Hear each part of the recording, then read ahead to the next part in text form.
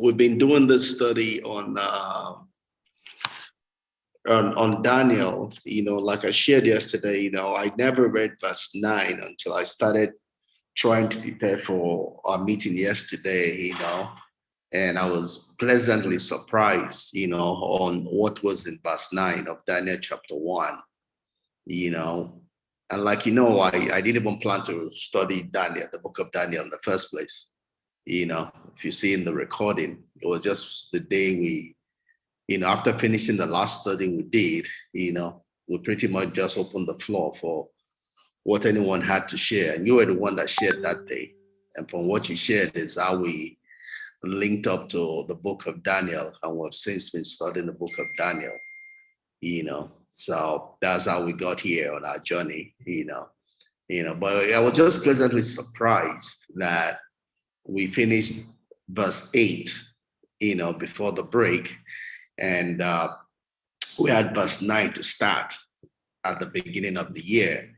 And what verse 9 read, that those were just coincidences, that gladdens my heart, and those are just little pointers that tells you that God is involved in what you're doing.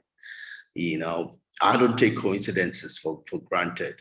I see them, like Albert Einstein would say, as the hand of God, So those encourage my heart. They tell me that somehow in the midst of me just doing my own thing, there's a hand that is above me that's just making my stupidity to make sense.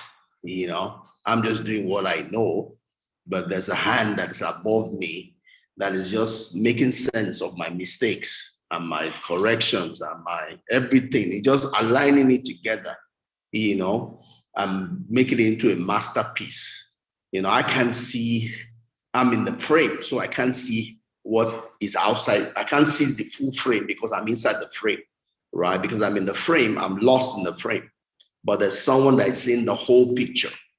And somehow what I cannot do is making a masterpiece out of my own little piece here and there, and that gladdens a person's heart, on our journey as Christians, it's a walk of faith. God doesn't tell you everything. It tells you what he wants you to do part-time, right?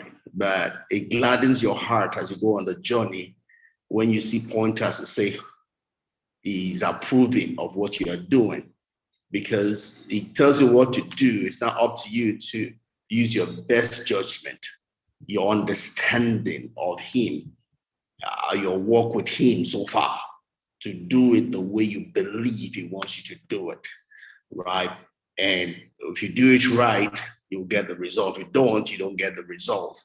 So it's those little, as it were, stop points, stop gaps, where you seemingly get a feedback from the one who has sent you on a message, which tells you whether you're on the right path or on the wrong path.